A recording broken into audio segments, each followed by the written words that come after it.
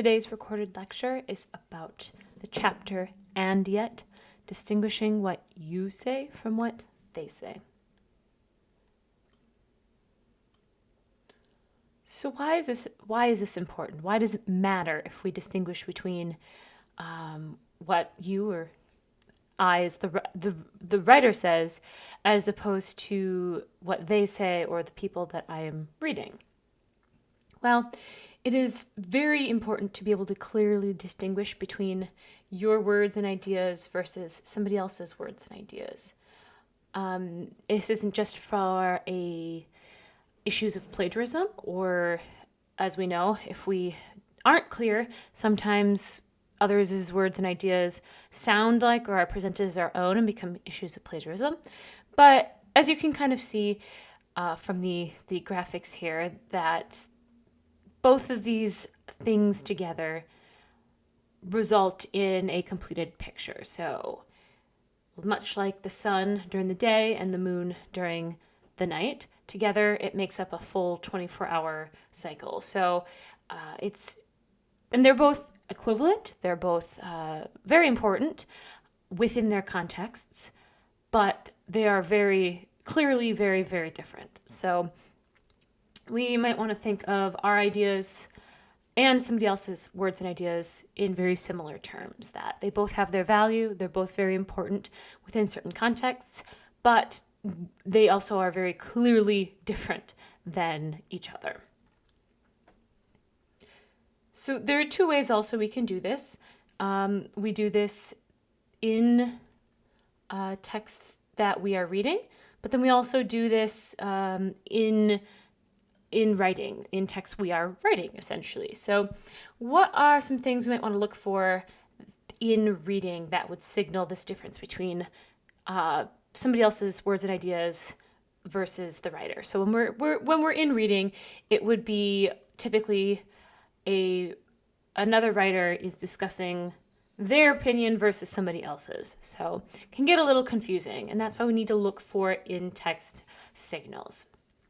So typically, these also can be considered voice markers. Very obvious in dialogue. It's very clear to say, Mrs. Smith said, and then it would include her words.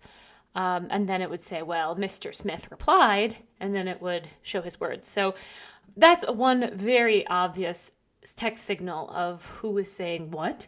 We can look for other signals that function in the same way. So it might not be saying Mrs. Smith says, but through the language and the verbiage it uses, it's also very clearly projecting who says or who believes what. So what is another signal or sign of these voice markers? Well, we can see them through what we might consider qualifying phrases. A lot of times it's a phrase like, or so it appears, or it seems, but a statement or an argument is presented, and then that statement is qualified. College is very expensive, or so it appears to the average college student. So in that example, we know exactly who thinks college is expensive. It's the college students. So we want to look for those phrases that tell us or qualify an argument, that let us know who is thinking that idea or who that idea belongs to. We can also see this through language usage. So words like if, yet, but, however, can also be very clear clues about who believes those ideas. However, we can also look at, and this falls sometimes under rhetorical tools, but the language that people are using when discussing an argument. So, homogeneous versus similar, lower class versus poor. A great example of this, and I know this from our personal immigration process, but when we talk about immigration and people who we can say go by the technical government term, my husband for a while was a non-resident alien, and now he is on an immigrant path. So there's a lot of jargon that might be exactly how, say, the U.S. government says it. But if you look at news outlets and how they talk about immigration, and you might see a certain bias or perspective that lets you know just from the language they use what they believe. So an example of this for immigration are looking at people who have not come here legally. So through legal channels, they have not come to the U.S. through legal channels. You might see those people referenced as undocumented or undocumented immigrants or undocumented workers. But you also might see them referenced as illegals, illegal aliens, illegal immigrants. And ultimately, what we're saying is those words, or how we talk about that group of people, all are talking about the exact same group of people.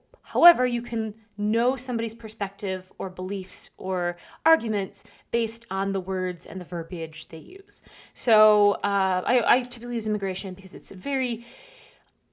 can be very clear to see that, especially with news coverage. And it provides us with insight into somebody else's ideas and arguments without even necessarily seeing the argument presented yet.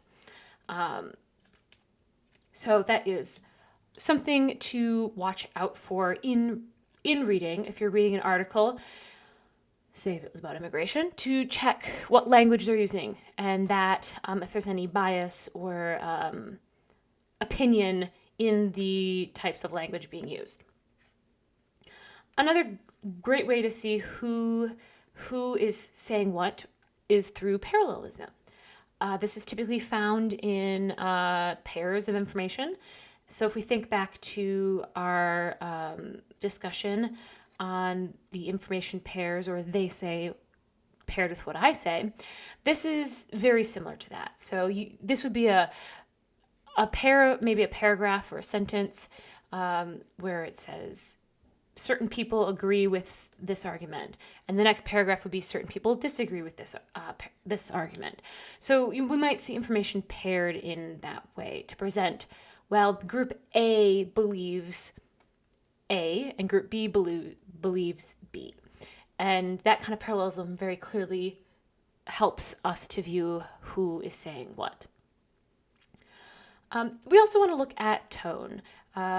Typically, with advanced or even academic writing, like I said, you won't get very clear signal of, well, I think as the reader, or I believe, or I argue, because a lot of times those statements can really water down the writing. So a lot of times a writer will use a very direct, authoritative tone, and you could, in theory, put a I think, I believe, or an argue at the beginning of their sentence, but you don't need it because of their tone. So we want to make sure we're reading very carefully into looking for those markers and things like tone, because it will reveal who is saying what without a very clear Mrs. Smith said that, then Mr. Smith, said this, or without a statement that's, I think, I believe, or argue.